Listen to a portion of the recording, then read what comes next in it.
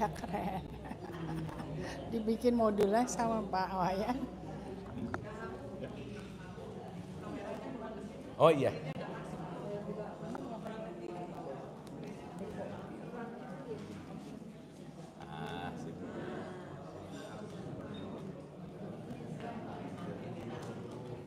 Sip.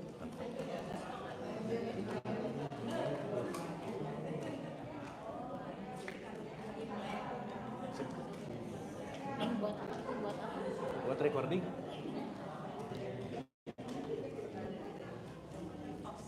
Tos, aman. Cek, dah, yuk, bismillah Pak, mangga. Soalnya kalau nggak di atas panggung kayaknya nggak kelihatan. Oke, mulai ya. Assalamualaikum warahmatullahi wabarakatuh. Selamat siang. Alhamdulillah peserta sudah komplit dari kajian Rumah Putih.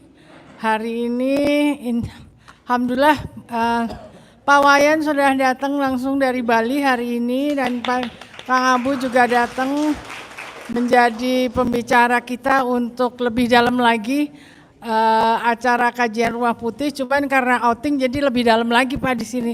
3 hari dibikinin program, hatur nuhun Kang Abu dibikin program yang ketat ya dari pagi sampai malam. Waduh itu kita mudah-mudahan mendapat sesuatu pulang dari sini gitu insya Allah. Jadi alhamdulillah terima kasih peserta yang sudah daftar, sudah ikut. Mohon maaf saya batasin hanya 55 orang gitu karena tempatnya kalau besar saya juga takut taunya belum pernah baru sekali ini. Jadi kalau ini sukses bisa jadi lebih gede lagi sih Kang Abu. Untuk itu hari ini kebetulan ada yang berulang tahun anggota kajian Rumah Putih. Dia meninggalkan suami dan keluarganya demi ikut retret atau muhasabah. Kita minta Ibu Is untuk ke depan, ini bonus sebenarnya. Waduh. Bonus dibelain gitu. Ya, tolong jadi, telur disiapin telur ya. Ayo Mas. Asik. Ayo dirayain rame-rame.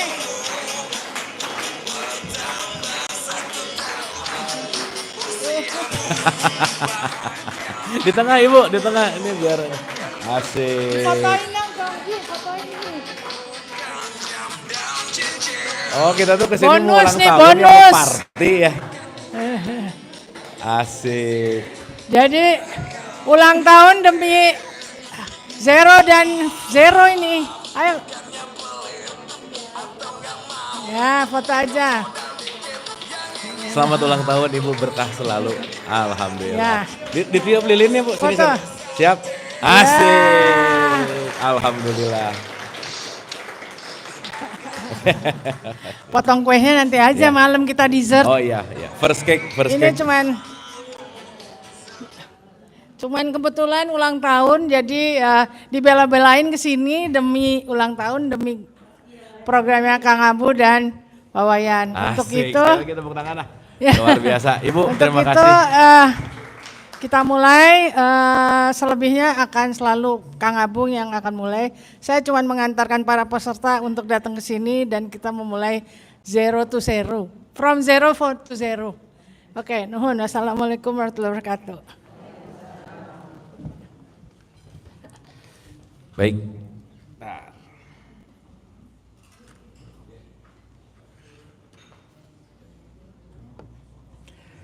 Sudah siap Ibu dan Bapak?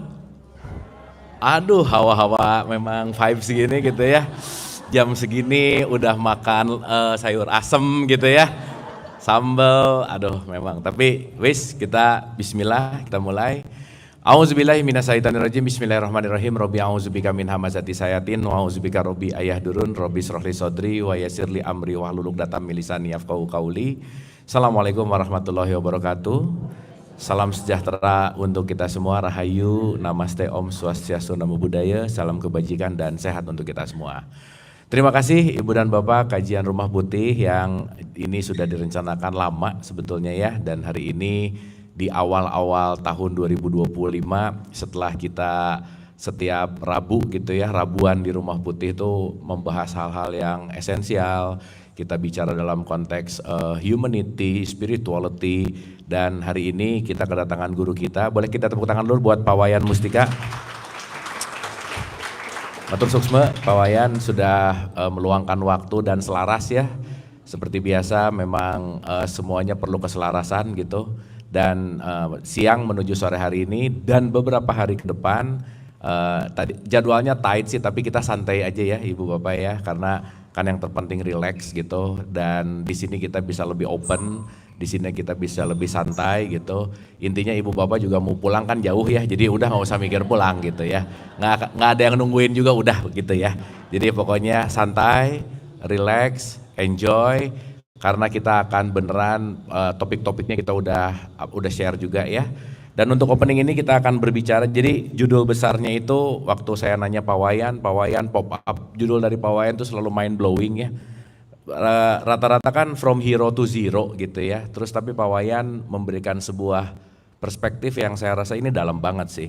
From zero emptiness, dari kekosongan gitu, to zero fullness gitu. Jadi ini mungkin kalau dengan bahasa yang sangat umum sering disebut kosong adalah isi, isi adalah kosong gitu. Dan nanti kita akan menyadari beberapa perspektif karena satu, kita akan berbicara tentang muncul dari kehampaan, ini topik pertama kita. Yang kedua, tumbuh dengan ledakan, ini menarik pasti. Dan yang ketiga, hidup dalam beragam karma. Dan yang keempat, kita bicara tentang terjerat pusaran karma pahala. Dan sesi malam nanti kita akan bicara tentang menyadari tautan karma. Jadi ini mungkin first phase kita hadir ke semesta raya dari kehampaan, dan nanti kita akan menikmati karma pahala kita, dan kita akan mendalami itu di hari pertama. Kita kupas lapisan yang paling awal. So, Ibu dan Bapak, sebelum kita mulai, ada baiknya kita hening dulu sejenak agar kita bisa hadir utuh di sini saat ini di suasana yang asik ya, vibes-nya oke banget nih di Kinasih di sini. Jadi kita santai dan rileks, kita lepas-lepasin Jakarta dulu sebentar gitu ya. Lepas-lepasin kesibukan, lepas-lepasin semua activity dan old habits kita. Jadi kita sejenak tidak mengapa-ngapa, kita sejenak untuk benar mengobservasi. Ya, semoga tempatnya agak jauh dari rumah juga membuat kita juga dalam tanda petik pengasingan sesaat supaya kita mendapatkan sesuatu yang baru. Santai dan rileks. Al-Hadiniyah, Al-Fatihah, Auzubillah.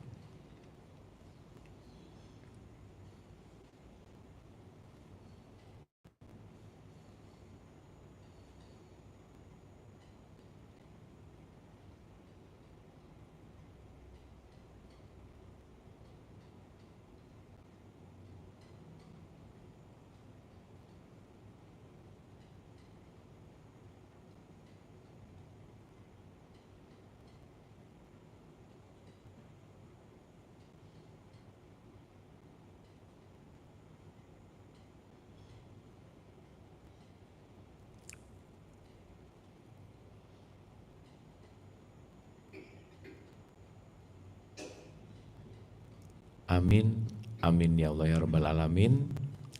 Terima kasih, dan kita mulai dengan tepukan yang sangat meriah untuk guru kita, Wayan Mustika. Silakan guru. Terima kasih Kang Abu. Assalamualaikum warahmatullahi wabarakatuh. Salam sejahtera, namo buddhaya, Om Swastiastu. Selamat siang ya, kalau di sini siang ya Mas ya. Oh sore, udah mulai sore ini. Makasih banyak nih, hari ini kita ngumpul setelah sekian lama, sekian purnama. Biar agak romantis dikit, salah ada ulang tahun sekarang.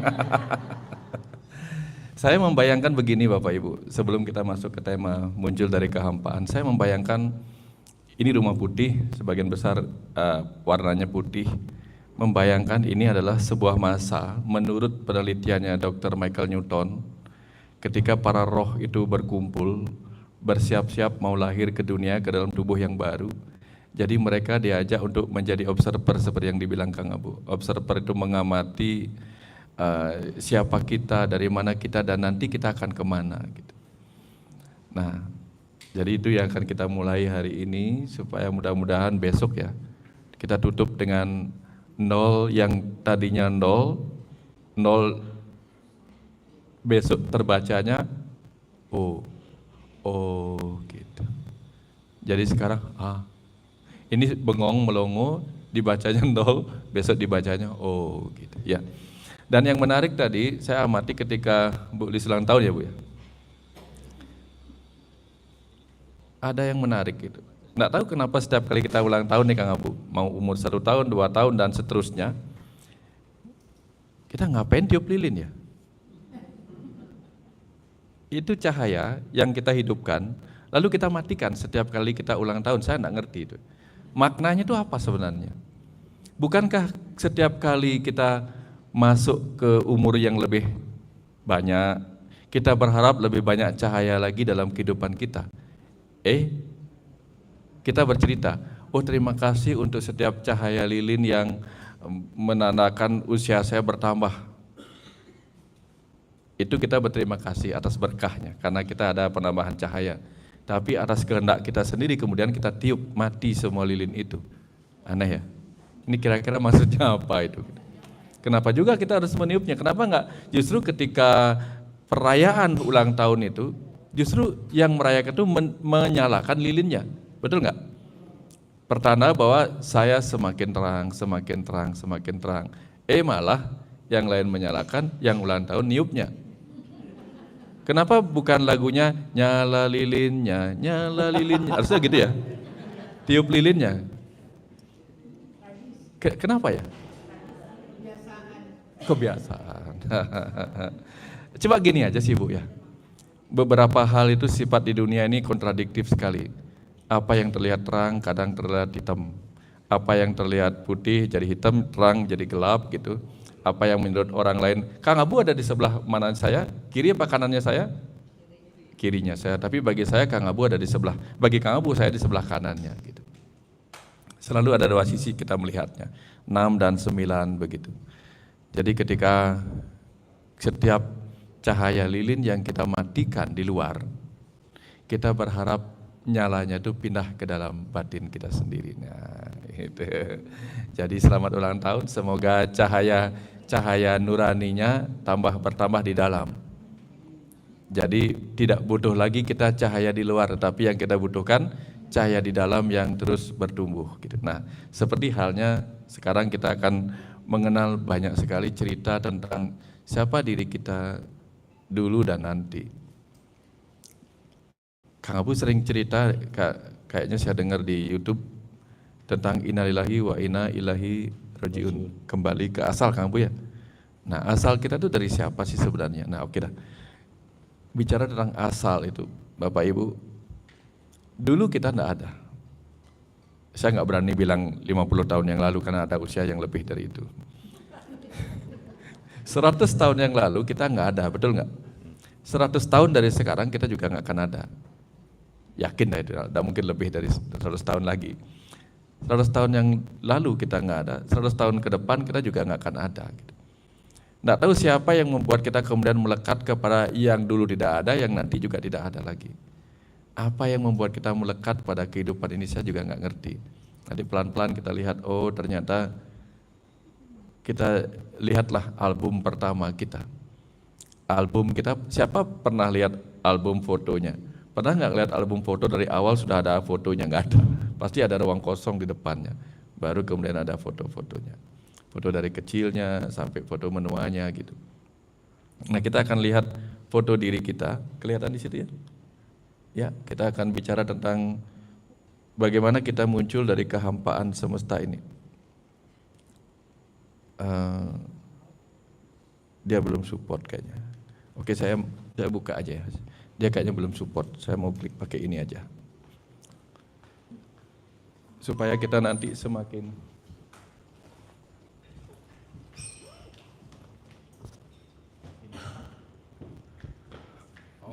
ganti aja.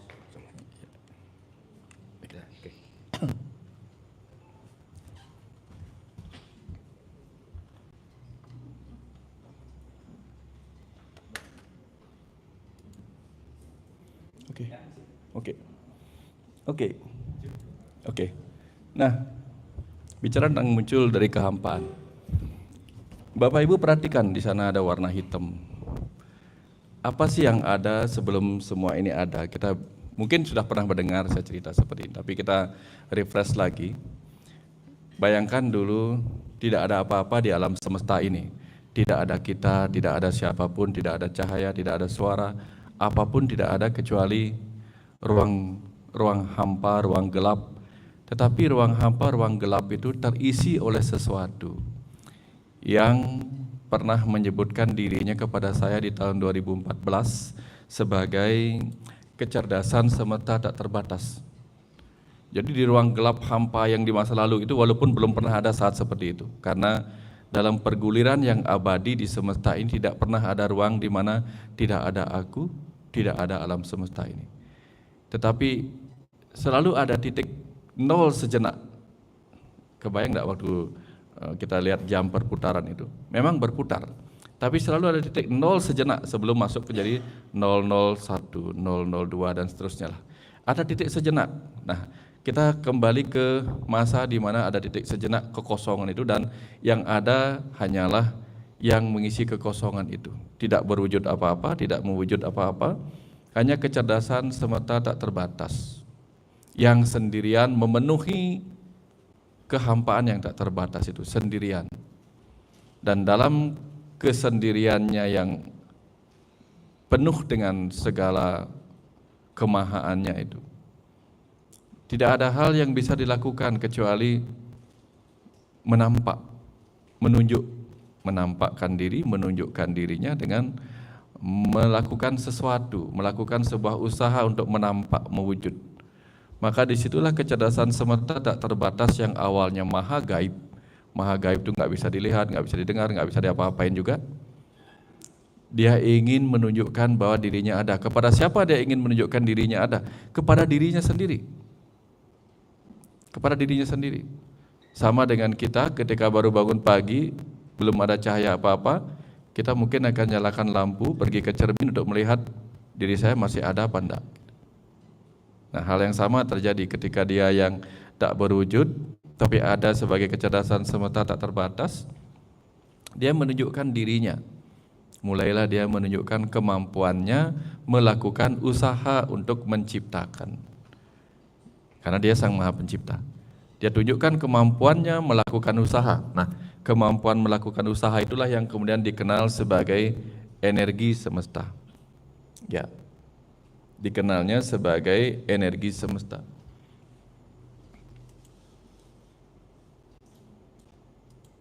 Ini apa ya? Wih. Yang bawah yang sorry. Coba. Ini biasanya langsung. Bisa. Energi semesta. Saya nulis buat apa nih sebelumnya?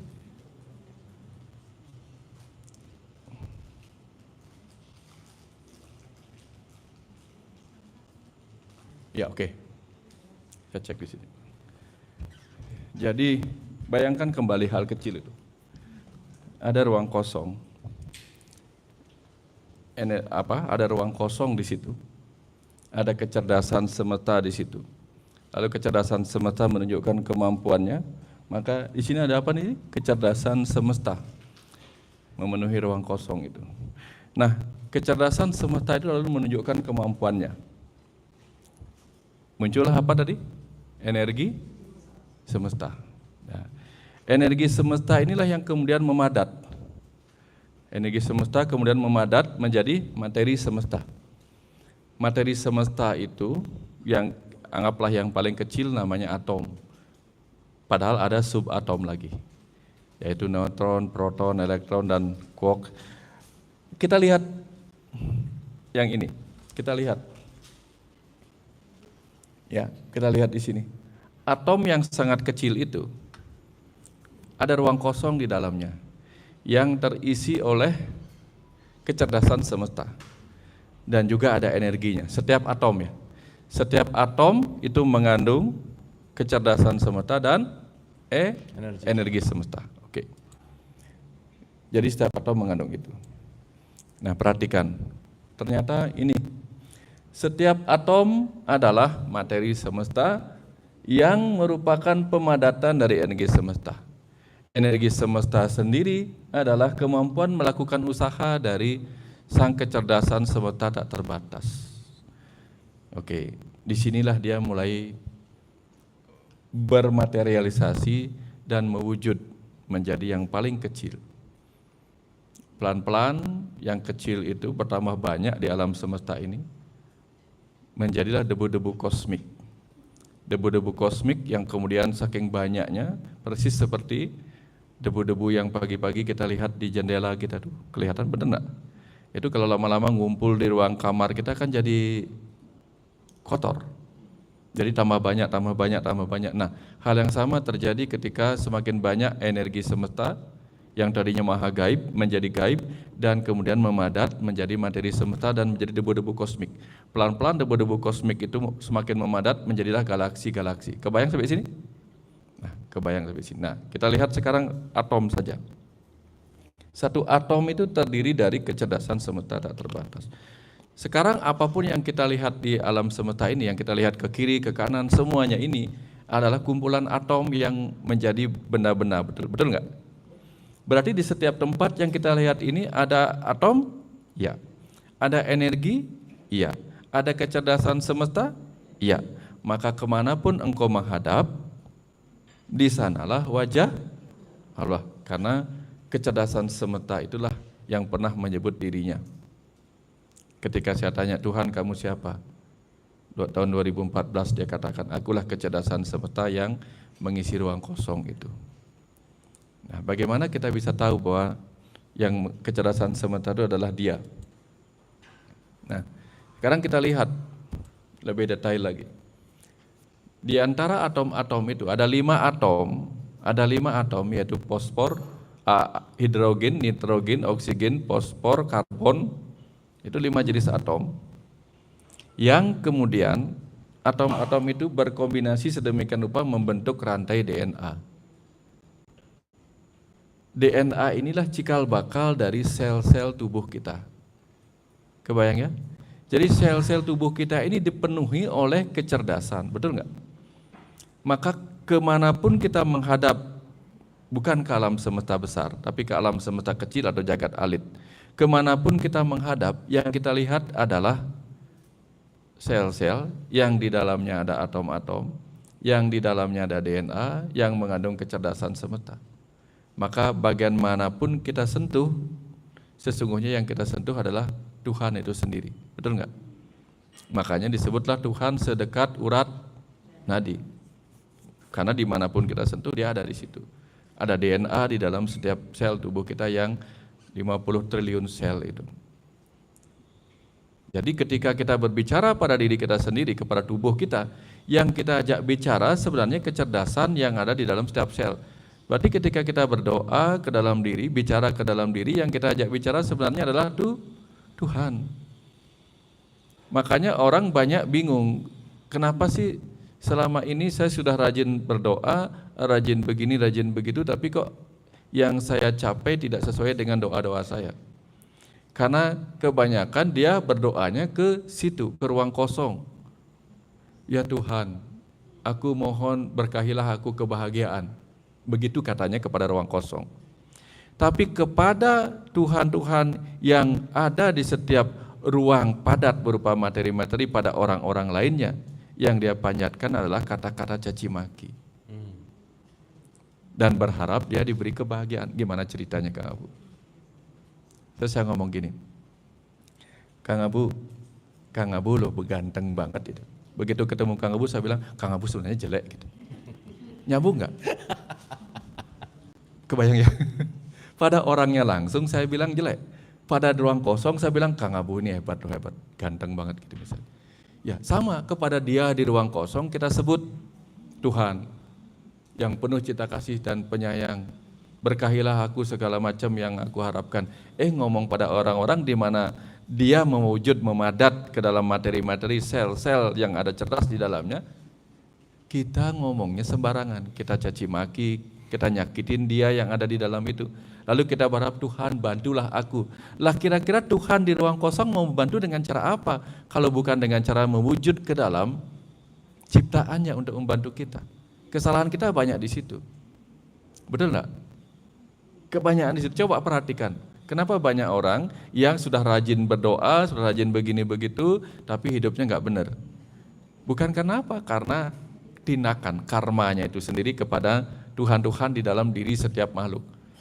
Fakta paling nyata itu begini. Pada saat menikah dia berdoa, Tuhan berilah aku keluarga yang damai, keluarga yang bahagia. Dia berdoa di tempat suci. Pulang-pulang bertengkar dengan sesama keluarganya. Percaya enggak Bapak Ibu, setiap benda di sekitar rumah kita itu, mau dia benda padat, benda cair, benda gas, cahaya di dalam rumah kita itu merekam setiap vibrasi kata-kata pikiran kita, sikap kita. Dan itu merekam. Kalau setiap harinya bertengkar di sana, lalu pergi ke tempat suci, Tuhan, kenapa sih hidup keluargaku begini kacau balau dan penuh pertengkaran, katanya. Di rumah bertengkar lagi. Dia ngadunya ke situ, nggak ngadunya ke tempat suci yang ada di rumahnya. Di mana berdiam kesucian di setiap, kalau kesucian adalah kemurnian, adalah kekosongan, setiap tempat di rumah kita itu kan kesucian dan kemurnian yang menerima doa-doa kita, yang kita pancarkan sehari-hari. Manusia itu adalah makhluk paling paradoks sebenarnya. Ya, kesana dia ngomongnya begini, kesini ngomongnya begitu. Tapi berharapnya berbeda. Kebayang ya? Nah jadi nggak ada yang salah sebenarnya ketika sesuatu terjadi dalam hidup kita. Lihat, jangan-jangan aku yang salah memancarkan vibrasiku sendiri. Sebagai siapa? Sebagai Sang Pencipta. Gini. Kita semua percaya, oh Allah itu Maha Pencipta, Tuhan Maha Pencipta. Semua mengerti Tuhan Maha Mencipta. Semua mengerti Tuhan Maha Pengasih, Maha Penyayang. Tapi di dalam tubuh ini ada 50 triliun sel yang mengandung Tuhan. Yang juga Maha Mencipta untuk apa? Setidak-tidaknya Maha Mencipta untuk alam semesta kecilnya sendiri. Tapi alam semesta kecil ini ingin mencipta kebahagiaan dengan caci maki, dengan kemarahan.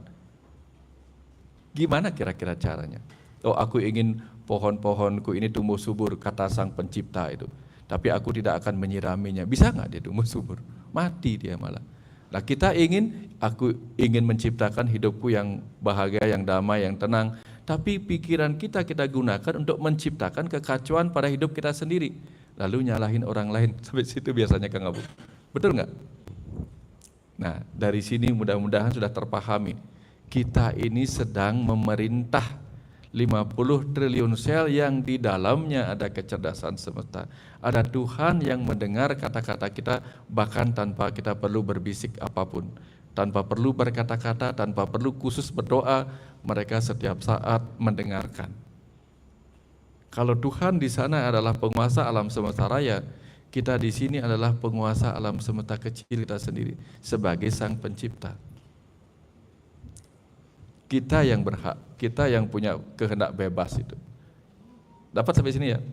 Mudah-mudahan sudah mengerti, oh ternyata aku loh, Sang Penguasa, Sang Agung itu sendiri. Agung bukan untuk orang lain, agung bagi diri kita sendiri. Nah coba kita lihat lagi lebih dalam. Nah coba lihat ini. Ini diri kita, kalau kita lihat secara atom gimana sih dia? Kita lihat coba ya. Mau enggak dia? Kita lihat videonya. Enggak ada suara tetapi kita lihat lebih dalam lagi. Kalau diperkecil dan kita lihat apa yang ada di rambut kita. Kelihatan sampai belakangnya? Iya nih lihat. Ada dunia yang sangat mikroskopik di situ yang perlu kita renungkan. Ini. Di rambut kita ini, di rambut kita. Kan tadi ceritanya kita mau lihat diri kita lebih ke dalam, ya ini contohnya. Nggak usah lihat ke dalam yang lain-lain dulu, lebih ke dalam dari rambut kita aja, apa yang ada di dalamnya.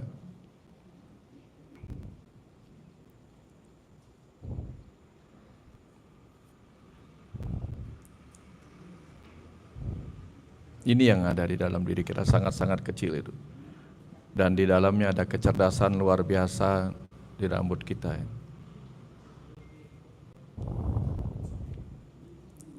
Segitu banyaknya atom-atom di rambut kita yang menyatu satu sama lain membentuk helai rambut.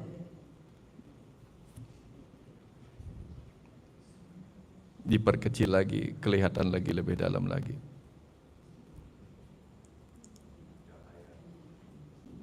Ada energi di dalam diri kita. Kalau Bapak Ibu bingung, ini atom di dalam diri kita, di dalam sel kita tadi, dalam sel rambut kita. Ini atom-atomnya. Lebih dalam lagi, ini yang ada. Bahkan rambut kita mengandung kecerdasan, betul nggak? Buktinya apa? Buktinya apa rambut kita mengandung kecerdasan? Tumbuh panjang. Iya, dia tahu kalau di sini saya tumbuh panjangnya bisa sampai seberapa pun. Kalau saya bulu hidung, walaupun DNA-nya sama, saya nggak boleh sepanjang itu, betul nggak? Dia tahu aja berhenti. Nanti Ibu-ibu, ada bonding bulu hidung dong ya. dia ada coding bulu hidung dia tahu. Pernah nggak diajarkan dia coding gitu? Kapan berhenti, kapan enggak? Dia nggak pernah diajarkan. Di alis tumbuh, dicabut alisnya, dia tumbuhnya segitu, nggak pernah dia sehelai rambut. Betul nggak? Nah itu kenapa? Karena memang dia mempunyai kemampuan untuk mengenali dirinya sendiri. Saya ada di mana, saya ada di mana. Dia tahu perannya. DNA yang sama, tapi dia tahu perannya. Sementara kita DNA-nya kita berbeda, menginginkan yang sama, betul nggak? Dia sama loh ini. Saya sama-sama ada di dalam tubuh yang sama. Tapi saya tahu peran saya berbeda. Lah kita sudah tahu diri kita berbeda, pingin sama. Kamu kok nggak sama sih dengan aku pemikirannya? Walah. Lalu kita bertengkar, berharap orang lain sama pemikirannya dengan kita. DNA-nya aja udah sama, udah beda gitu. Di dalam diri DNA yang sama aja tahu kok mereka, ya saya nggak boleh sama. Kamu jangan tumbuh seperti aku gitu. Ya. Kita sama-sama tumbuh lah waktu dari kecil, sama-sama satu sel benih gitu. Begitu menjadi tulang kaki, dia tumbuh sepanjang tulang kaki. Tapi begitu menjadi tulang gigi, dia nggak tumbuh sepanjang tulang kaki, betul nggak? Kebayang nggak kalau tulang gigi kita tumbuh terus, gigi kita tumbuh terus? Kebayang nggak efeknya itu? Tapi dia tahu when enough is enough. Dia tahu kapan cukup. Pertumbuhan saya cukup sampai di sini. Dia tahu. Nah, pesin dapat ya? Ya udah. Di dalam diri kita tuh ada kecerdasan di setiap hal. Makanya Bapak Ibu, kalau Bapak Ibu tahu ya, Bapak Ibu tahu. Para yogi di India itu kenapa dia bahkan tidak punya pakaian, atau kalau punya pakaian cuma pakaiannya satu, karena dia tidak mau serpihan-serpihan kulitnya yang mengandung DNA itu bisa menyebabkan dia melekat sampai segitunya. Kenapa? Serpihan-serpihan itu ada ingatan di situ pada DNA kulitnya. Dia tidak mau mengingat itu lagi. Makanya dia nggak punya baju. Begitu dia mau ganti baju, dia bakar bajunya. Nggak mau ada tersisa. Jangankan memberikan bajunya pada orang lain, nggak mungkin dia mau. Kalau kita kan baju bekas kita beri orang lain kan, DNA kita nempel ke DNA-nya mereka, betul nggak? Dihirup pula.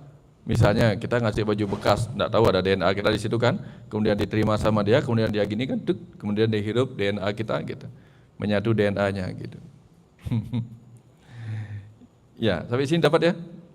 Artinya kita ini dari sebuah kekosongan yang mengagumkan. Oh, harus next. Di bawah aja gitu Pak. Ya, apa dong? Saya next di sini ya.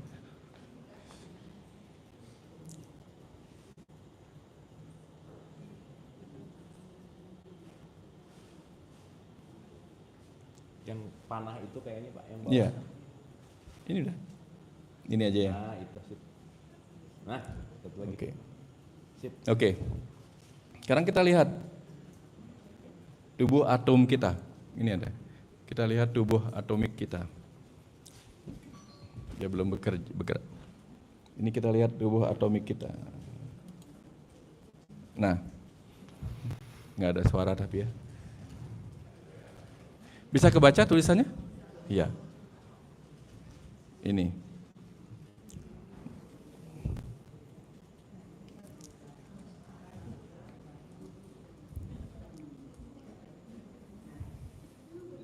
Ini sel-sel tubuh kita itu.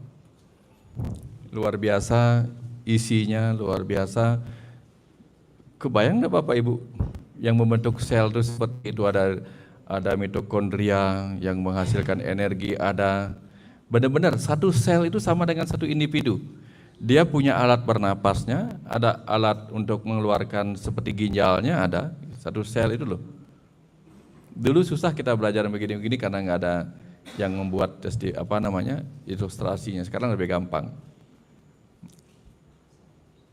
Inilah yang terjadi di dalam tubuh kita. Ada sebuah proses yang mengagumkan terjadi, yang meskipun kita tidur, meskipun kita meditasi diem gitu, hening, benar-benar hening, itu tidak ada yang diam di dalam. Mereka terus bekerja. Terus ada pekerjaan, perkelahian, pembunuhan terus terjadi di dalam diri kita yang tenang ini. Apa yang terjadi? Peperangan antara sistem imun dengan virus, dengan antigen, itu terus terjadi. Pembongkaran sel-sel kulit mati, sel-sel mati dijadikan yang baru, itu terus terjadi di dalam tubuh kita. Yang terjadi di bawah sadar kita. Jadi ada kecerdasan yang bergerak di luar kesadaran kita. Dan kesadaran di bawah sadar itulah yang bisa kita akses untuk membantu kita menciptakan takdir, nasib, atau kondisi-kondisi kehidupan yang kita inginkan terjadi di masa depan kita. Itu bisa kita lakukan. Jadi Bapak Ibu yang pingin sembuh, pingin masa depan yang lebih bagus, atau pingin kondisi hubungan suami istri lebih bagus, kita bisa mengakses itu. Saya pernah mencoba melakukan itu dengan orang yang membenci saya. Tapi saya tidak membalas kebenciannya. Saya hanya mengatakan, satu ketika minggu depan ini kamu akan mendatangi saya, minta tolong sama saya, dan saya akan membantumu dengan ikhlas sampai kamu mengerti bahwa saya nggak apa-apa. Dan benar, nggak sampai seminggu kemudian datang ke tempat praktek saya minta tolong. Yang tadinya nggak pernah menyapa gitu, bahkan terkesan ada masalah dengan saya, padahal saya nggak ada masalah. Dan setelah selesai meminta tolong itu, besoknya mulai ramah. Karena dia akhirnya mendapat kesempatan saya membuktikan bahwa saya nggak apa-apa. Jadi kita bisa mengatur itu untuk hal-hal kecil, jangan hal-hal besar lah. Untuk hal-hal kecil kita bisa mengatur. Kalau mau besar itu kan kita butuh energi yang besar, kekuatan yang lebih besar lagi untuk mengaturnya. Tapi yang perlu kita yakini adalah di dalam diri kita ada sebuah potensi yang sangat besar. Kita datang dari sebuah kekosongan, tetapi kita mengandung sesuatu yang harus kita manfaatkan dengan sebaik-baiknya. Nah, dulu kita juga datang dari sini. Mungkin saya pernah cerita ya. Di Jawa itu ada kisah ada aksara. Hana Caraka tahu ya? Saya pernah ceritakan.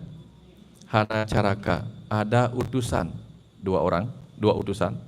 Data Sawala datang membawa pesan. Pada jayanya sama-sama kuat. Maga Batanga. Jadi Hana Caraka, Data Sawala, pada jayanya Maga Batanga. Nah, siapakah utusan itu? Sel sperma dan sel telur ini adalah utusan. Satu dikirim utusannya dari ayah, satu lagi dikirim utusan dari ibu. Dua-duanya membawa surat, membawa pesan, yaitu pesan genetik. Dan sama-sama kuat. Sel sperma terkuat berhasil melewati berbagai tantangan. Sel telur terkuat berhasil, yang paling matang berhasil keluar dan susah ditembus. Sekali ditembus kemudian dia mengizinkan dirinya mengalami pembelahan. Sama-sama kuat. Maga Batanga setelah berkelahi akhirnya mati. Apa yang mati? Genetik ibu mati, genetik bapak mati, menjadi genetik DNA yang baru, yaitu kita. Jadi kita adalah utusan yang berbeda dari siapapun. Utusan untuk siapa? Utusan untuk diri kita sendiri.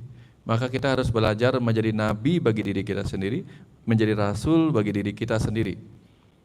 Pada roh yang lebih matang, dia akan menjadi nabi, menjadi rasul bagi alam semesta yang lebih besar lagi.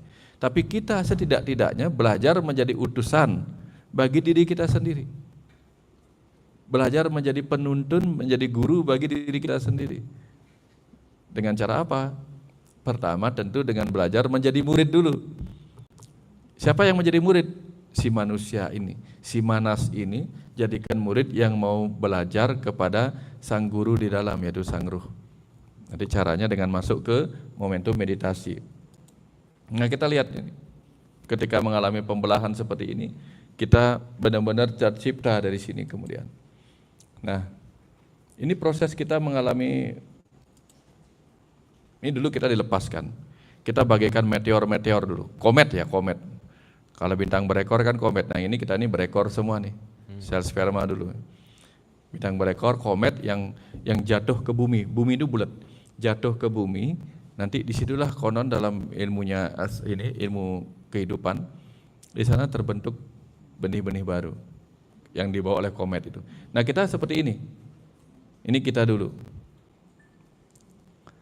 Sampai kemudian kita menemukan tempat berlabuhnya, yaitu sel telur ini.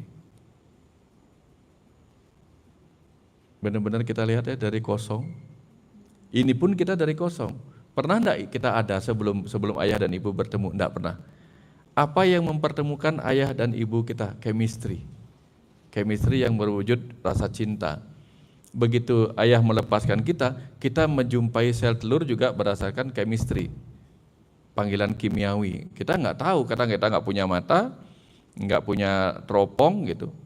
Mau belok kiri apa belok kanan ini di kandungan ibu nih. Kita nggak tahu di mana, kecuali kita ngikutin naluri kita, mengikuti kimiawi kita. Nah ini kita, ini kebayang nggak kita dulu, ini kromosom yang memecah diri, kemudian ini kayak ini loh terjadi di dalam diri kita. Bagaimana mungkin itu bisa dikatakan terjadi dengan sendirinya? Kalau tidak ada sesuatu yang maha cerdas, menggerakkan kromosom-kromosom itu untuk kemudian melakukan pembelahan, menyalin DNA, kemudian menciptakan sel-sel baru dari 1 menjadi 2, 2 menjadi 4, 4 jadi 8, 8 jadi 16, 16 jadi 32, demikian seterusnya sampai terbentuk 50 triliun sel tubuh janin, 37 kalau janin. Kebayang enggak? Kebayang enggak di sana berperannya si kecerdasan itu? Jadi dari sini kita paham. Ini alam semesta kecil ya, tubuh kita. Bagaimana tubuh kita tercipta? Sang kecerdasan terus-menerus memainkan perannya. Sampai saat sekarang kita ada nih. Beliau masih ada. Di alam semesta raya juga sama, Kang Abu. Masih juga sama terjadi. Beliau terus-menerus memainkan perannya. Tidak pernah ada waktu di mana beliau tidak berperan. Di mana tidak pernah ada tempat, ada 2. Tidak pernah ada waktu di mana beliau tidak memainkan perannya, tidak pernah ada tempat di mana beliau tidak memainkan perannya. Sehingga dimanapun kita berada, kapanpun kita berada, kita sedang berinteraksi dengan dia yang sedang memainkan dirinya sebagai kecerdasan semesta yang terus mencipta. Kebayang sampai sini ya? Nah, bahkan ketika kita mengantuk pun itu permainan kecerdasan semesta itu. Tapi Pak Wayan yang jelas waktu di sini belum punya agama ya? Belum ada agama gitu. Saya sempat sampai nge-post Kang Abu. Saya sempat sampai nge-post video ini. Kemudian saya perbesar untuk mencari lambang agamanya, di situ enggak ketemu. Saya cari ini kira-kira agama apa nih? Siapa tahu pakai kalung apa gitu ya? Kalung apa ketemu saya gitu. Atau ada simbol huruf apa gitu, nggak ketemu. Nah, apa yang kita bisa lihat di sini sampai kita terbentuk seperti ini, seperti bayi ini. Yang saya mau katakan apa? Kita berasal dari kekosongan tadi ya, sampai menjadi atom, atom-atom berkumpul menjadi DNA, DNA kemudian menjadi kode genetik, menghasilkan sel-sel benih dan seterusnya sampai kita ada. Pertanyaan saya sekarang, kapan kita pernah terpisah dari kecerdasan semesta? Kapan? Kapan kita pernah terpisah dari kecerdasan semesta? Enggak pernah ada saatnya. Tapi kapan kita merasa jauh darinya? Sering. Kenapa kita merasa jauh darinya? Karena kita menjauhinya. Kenapa kita merasa dia tidak ada di dekat kita? Karena kita selalu berpaling darinya, gitu. Menganggapnya tidak ada. menganggapnya tidak ada, menganggapnya hanya diri kita yang ada, padahal diri kita ada ini adalah dirinya gitu. Nah, jadi kita memang muncul dari kehampaan itu sendiri. Betul enggak? Karena kita muncul dari kehampaan, nanti pun kita akan pulang ke dalam kehampaan itu sendiri. Setelah kita melewati berbagai proses perjalanan hidup ini, sampai nanti kita setelah kita menjadi roh individual, si percikan kecerdasan ini membentuk roh individual, roh Kang Abu, roh Bu Tia dan sebagainya, karena dibungkus oleh lapisan-lapisan itu. Kalau ini ada air itu cuma H2O. Begitu dibungkus sama benda ini, dia namanya air dalam kemasan botol. Begitu dibungkus lagi dengan sebuah nama, dia namanya Samit. Dibungkus lagi dengan karton lagi. Nah, kita ini adalah si kecerdasan semesta yang terbungkus. 1, 2, 3, 4, 5, 6 sampai 9. Setelah 9 apa? 1 0 lagi. Lanjut lagi 2 0 lagi, 3 0 lagi, 4 0 lagi. Tapi semakin banyak nol kita semakin berharga. Bisa enggak kita dari nol yang dulu tidak berharga, nanti semakin perjalanan hidup kita semakin banyak kita punya nol tetapi semakin berharga. Kenapa? Karena nol itu sudah berisi. Kira-kira seperti itu. Kamu. Oke, terima kasih. Boleh tepuk tangan dulu Ibu dan Bapak. Jadi kalau kita relatekan dengan pembahasan yang sering kita bahas ya, bahwa kenapa selalu dikatakan dialah yang awal, dialah yang akhir gitu. Dan selalu ketika kita bicara dalam konteks permintaan dan pertolongan Allah tuh jauh gitu ya teman-teman Ibu dan Bapak. Jadi dengan apa yang Pak Wayan paparkan tadi, semoga sudah tidak ada pertanyaan lagi. 1, Tuhan di mana ya gitu. Yang kedua, Tuhan apa ya gitu. Dan yang ketiga, gimana ya cara kembali ke Tuhan gitu. Karena kalau bicara dalam konteks relationship, mungkin nanti sebelum kita tanya jawab ya. Kalau saya memiliki handphone ini, sebelum handphone ini saya beli, nggak ada hubungan relationship. Begitu saya beli, handphone jadi milikku. Tapi besok-besok handphone ini saya jual, handphone nggak jadi milikku lagi. Betul nggak Bu Pak? Tetapi hubungan Tuhan sama kita seperti matahari dengan sinarnya gitu. Karena matahari dan sinarnya nggak mungkin terpisah. Sampai kapanpun dalam kondisi apapun, maka ini suatu pembahasan yang saya rasa sangat esensial banget gitu ya, bahwa semua berasal dari kecerdasan. Maka kalau di ayat kursi itu kan, dialah yang terus mengurus makhluknya, nggak pernah bobo, betul nggak pernah tidur, terus menerus mengurus makhluknya. Nah mungkin nanti yang akan ada pertanyaan Pak Wayan, kenapa sih kita semua kecerdasannya sama dari kecerdasan tanpa batas, energinya sama, jadi bentuknya materi. Kenapa ada tipe orang-orang nyebelin gitu Pak Wayan ya, misalkan gitu, nyebelin banget gitu. Ada yang orang bisa berbuat jahat, ada orang yang bisa berbuat baik. Nah mungkin nanti itu yang akan menjadi perjalanan-perjalanan dalam konteks di mana saya rasa this is very good start ya Ibu dan Bapak untuk lebih much deep gitu, menyadari bahwa kemana saja kamu menghadap, yang kita lihat semuanya hanyalah kecerdasan tanpa batas, energi yang memadat dan menjadi materi, selesai. Nah, kalau kita melihat kemarin di terakhir pembahasan secara ontologis, seapa adanya. Tetapi sesaat kita memaknai sesuatu, langsung tuh ini mereknya apa? Kan tadi ada gambar ya, sperma kita agamanya apa Ibu Bapak? Nggak ada. Bukan sperma kita Deng, kita dulu waktu jadi sperma maksudnya. Kok kita ya, salah-salah, maaf. Ibu-ibu langsung gini nih, nah gitu. Kok gua sih gitu. Kita kan waktu jadi cacing gitu, kita kan ya belum ada agamanya gitu ya kira-kira. Nah begitu lahir, baru diberikan makna dan diberikan identitas gitu. Nah jadi saya rasa dengan penggambaran ini, kita sadar bahwa kita dari nggak ada menjadi ada dan akan nggak ada lagi, dan konteks bahwa ketiadaan itu adalah kepastian. So kita lebih menyadari bahwa semua hidup ini tergantung bagaimana kita menyimpan makna terhadap sesuatu. dan sekuat dan setebal apa penyimpanan makna itu yang akan mempengaruhi kehidupan kita, gitulah kira-kira. Oke ya, Ibu dan Bapak ya. Ini oke nggak Ibu Bapak? Oke, sip. Ini memang udah waktunya masuk break sih memang. Nah, tapi karena tadi agak sedikit mundur sedikit, kita akan buka sesi discussion dulu untuk sesi 1 dulu. Silakan, ada tanggapan, ada pertanyaan, atau ada sesuatu yang mau dielaborasi. Sebelum kita break dulu sebentar, kita asar, nanti kita lanjut lagi sekitar jam. Bentar.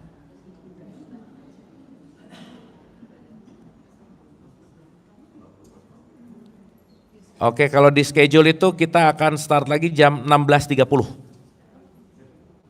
Kita, 15.30. 15.30, tapi karena ini jadi mungkin kita akan masuk jam 16 aja, nggak apa-apa ya.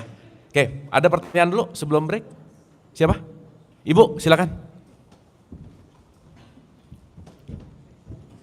Bentar. Terima kasih kamu. Saya barusan sekali waktu saat menjelaskan karena terbentuk janjinya manusia. Dan saya barusan sekali dengar ada putra dari besan saya barusan meninggal dunia 35 tahun. Pertanyaan, kenapa ya Pak Wayan ada yang usia bisa panjang, ada yang usia pendek gitu. Itu yang menyebabkan bentuknya karena kan jadi berpulangnya itu loh. Yang jadi apa kira-kira yang bisa terjadinya begitu. Terima kasih.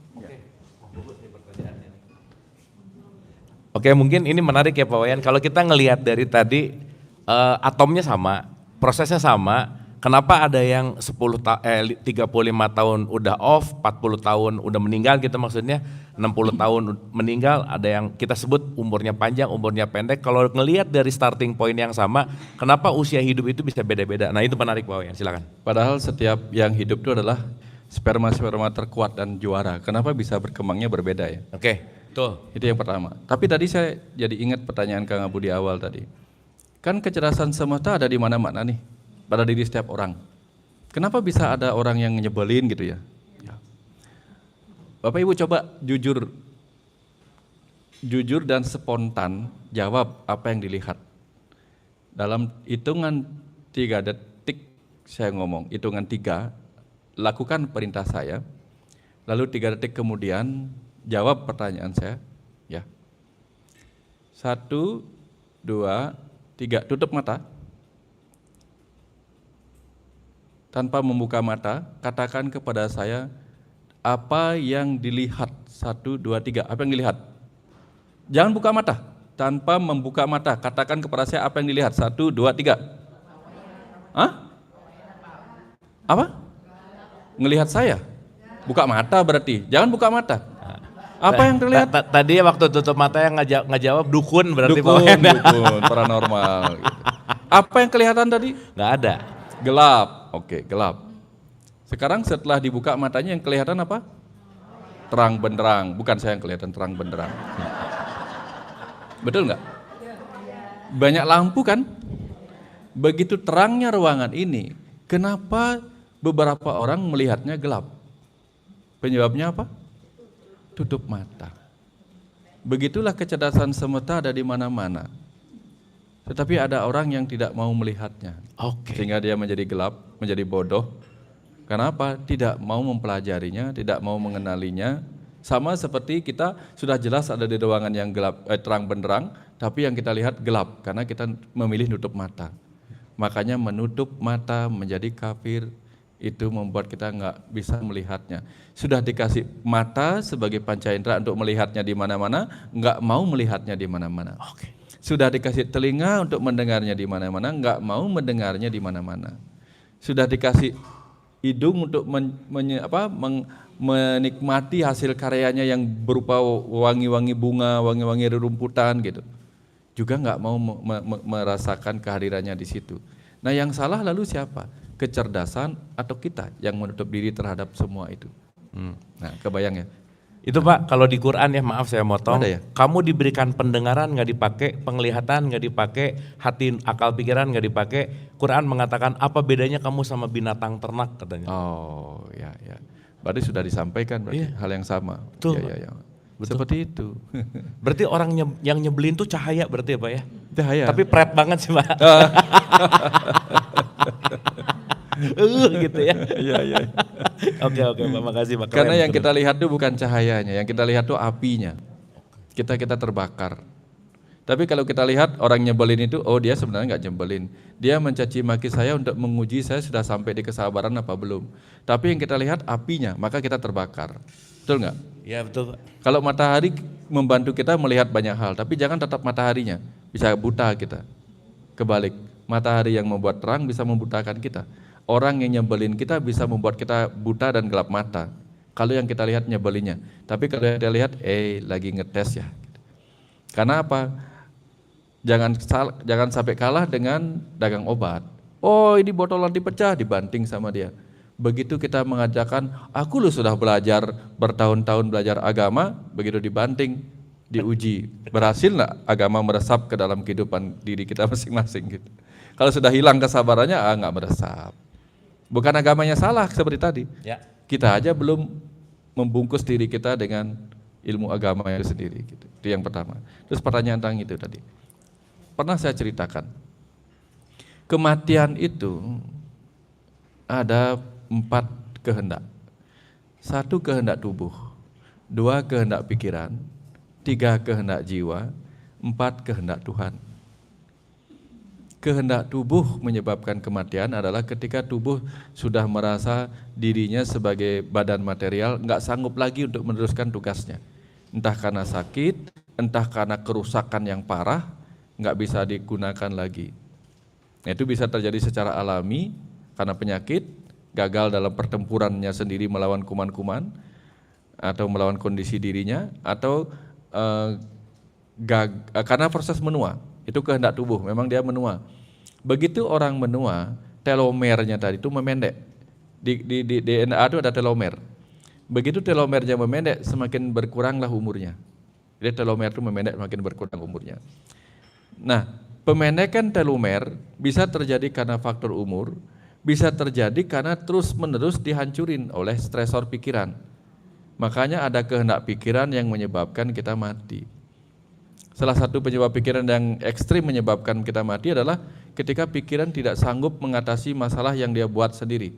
Masalah hutang, masalah harta, tahta, cinta, nggak sanggup dia beresin sendiri, kemudian dia mau keluar dari tubuhnya dengan bunuh diri. Itu kehendak pikiran yang didorong oleh egonya. Dan yang ketiga itu kematian karena kehendak jiwa. Kehendak jiwa karena merasa kayaknya tugasnya sudah beres di sini.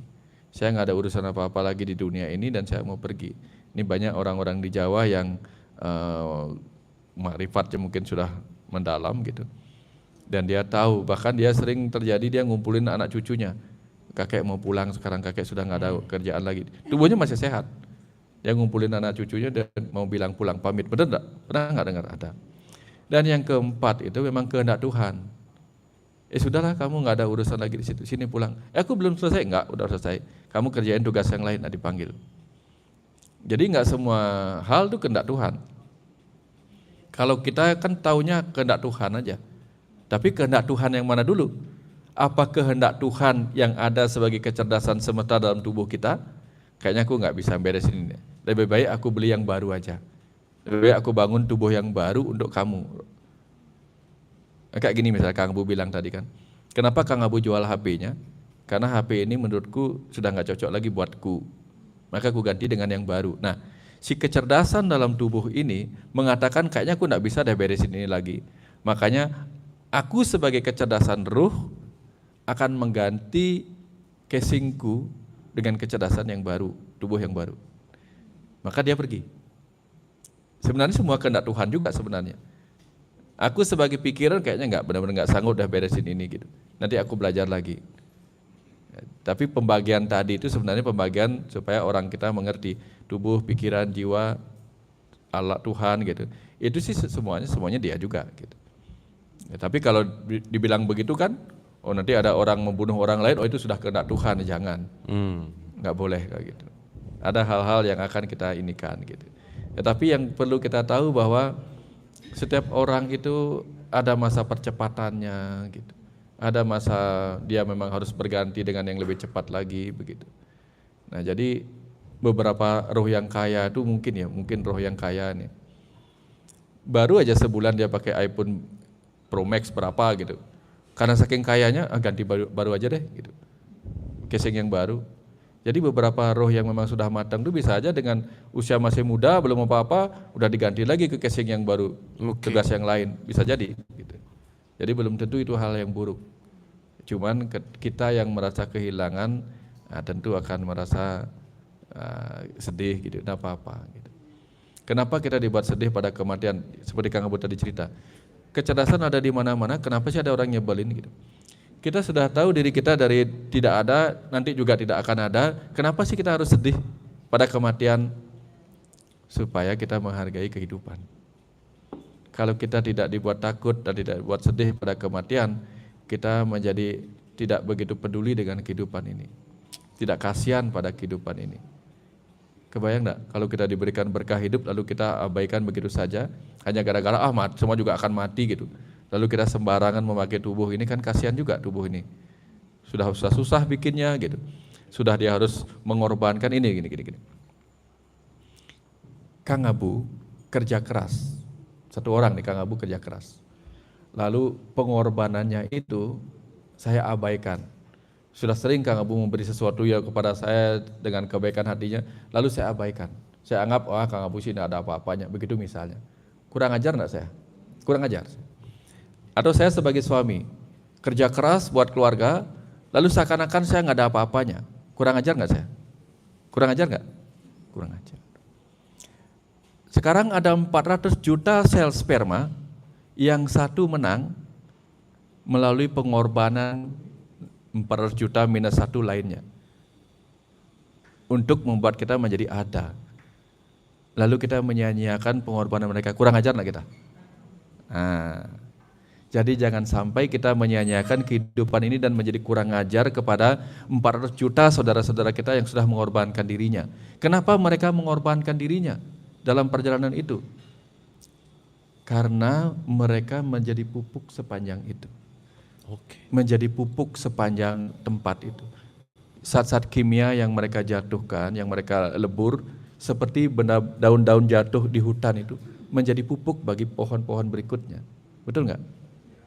Nah, sel-sel sperma yang mati itu dia mengandung energi, mengandung materi. Kemanakah dia? Dia menjadi penguat di dalam sel-sel rahim ibu. Jadi mereka berkorban bukan untuk sia-sia.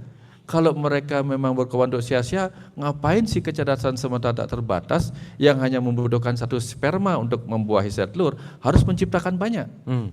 Tujuannya apa? Supaya diingat, ini loh pengorbanan saudara-saudaramu yang lain. Jangan sampai kamu sia-siakan. Mereka berkorban dan kamu adalah pejuang, lalu kamu sia-siakan kehidupanmu. Sampai segitunya Tuhan menitipkan pesan di situ. Kebayang ya?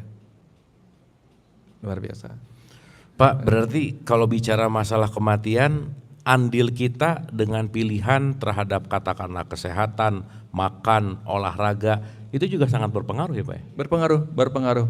Karena energi, materi, dan kecerdasan. Betul enggak? DNA kita itu ada telomernya. Telomernya itu semakin dia cepat memendek, semakin cepat sel-selnya mati. Tidak ada regenerasi sel baru. Dia memendek karena 3 faktor, materi, energi, kecerdasan. Materi contohnya berupa makanan, minuman, udara, atau cahaya yang menimbulkan efek buruk. Materi misalnya berupa makanan, benda padat. Benda cair berupa minuman yang tidak beres. Baygon diminum mau hidup panjang, gimana caranya coba? Saya minumnya tiap hari itu air aki gitu, biar umur panjang gitu. Susah. Nah terus cahaya, kita perlu cahaya matahari, tapi jangan sampai cahaya matahari jam 12 dipakaikan, kanker kulit kita nanti. Atau bahkan cari cahaya yang mengandung radiasi radioaktif, ya kan rusak diri kita. Cari cahaya yang pas, cahaya yang frekuensinya berapa gitu, masuk akal. Udara, cari udara yang mengandung oksigen murni di bawah pohon, kayak bikin rumah-rumah yang ada pohonnya supaya kita banyak menghirup berkah Tuhan. alam semesta untuk memberi kita hidup. Masuk akal, jangan cari tempat yang penuh polusi. Itu pemendekan telomer oleh karena faktor-faktor material tadi. Faktor energi, bayangkan kalau kita energinya penuh dengan stres, kemarahan, iri, dengki, segala yang di negatif-negatif itu, berefek tak kepada telomer kita? Pasti berefek. Makanya agama turun untuk mengajarkan jangan sampai energimu memendekkan telomermu sendiri. Sudah disiapin tuh. Agama disiapin untuk apa? Ngajarin kita jangan pendekkan telomermu dengan energi-energi burukmu. Hiduplah dengan bermoral baik sehingga telomer kita nggak memendek oleh energi buruk kita. Ditambah lagi kecerdasan. Kecerdasan kita itu menjadi pengetahuan. Pengetahuan kita menjadi kata-kata. Jangan sampai kita mengeluarkan kata-kata afirmasi yang buruk terhadap telomer kita sendiri. Kayaknya sia-sia di hidupku, nggak ada gunanya, aku hidup lebih baik mati saja. Nah, udah. Kita loh yang maha kuasa bagi tubuh kita, bagi sel-sel tubuh kita, apapun kata-kata kita adalah kata-kata sang maha kuasa baginya. Tapi bagi Kang Abu dengan saya, kata-kata saya belum tentu maha kuasa bagi Kang Abu. Tapi bagi diri saya sendiri, saya maha kuasa. Aku bosan dengan hidup ini, gini-gini aja. Tring. Termendek lagi. Seperti apa? Seperti lilin yang ditiup terus-menerus begitu. Pendek lagi, pendek lagi, pendek. Kebayang nggak maksudnya? Nah, mana lebih cepat pendek? Lilin yang dimatikan, apinya, apa lilin yang dibiarkan hidup apinya? Mana yang lebih cepat pendek? Yang tentu lilin yang hidup. Apinya tetap hidup. Nah, kalau kita mau hidup panjang, telomernya tetap panjang, tapi kita terus nyalakan api kemarahan, api emosi, api kedengkian, lalu kita ingin umur panjang, bisa nggak Kang Bu? Oke. Tapi orang nyebelin tuh suka panjang umur, Pak. Hah? Bener juga sih, bener juga ya. Cuman mungkin kita nganggapnya nyebelin kali ya. Oh iya. Kenapa kita gitu? Karena saya pernah ngomong sama Tuhan, Tuhan kok ada sih orang nyebelin kayak gitu? Lah, terus Tuhan jawab gini, lah katanya kamu mau belajar sabar, udah tak kirim pelatih kamu bilang nyebelin gitu. Betul Pak. Ya kayak gitu. Nah jadi artinya kitalah semua yang harus hati-hati dengan pikiran kita, energi kita, ucapan kita, perilaku kita kepada diri kita. Nggak ada yang salah di luar diri kita. Kita semuanya yang mengatur itu. Pemendekan telomer itu. Dari 4 itu, kecerdasan, energi, dan materi. Hati-hati. Nah, kira-kira seperti itu Kang. Ya. Oke, terima kasih. Boleh tepuk tangan Ibu dan Bapak. Mudah-mudahan sesi awal ini dapat sesuatu ya Ibu dan Bapak ya. Oke, nanti kalau ada pertanyaan disimpan dulu karena ini sudah bertepatan dengan asar. Kita break 60 menit. Nggak kan tadi kita mundur.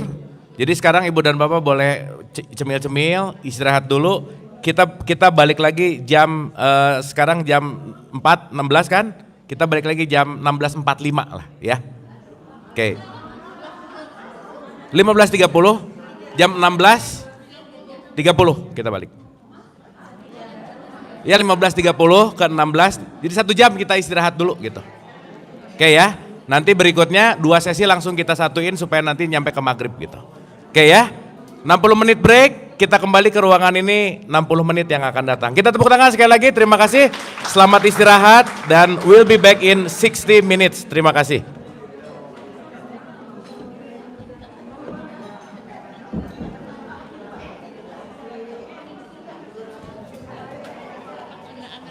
Apa tuh? Apa tuh?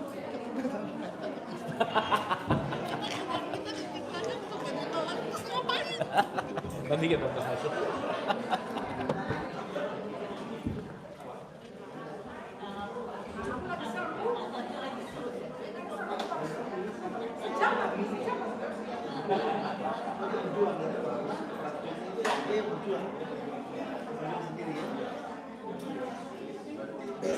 Dia single fighter.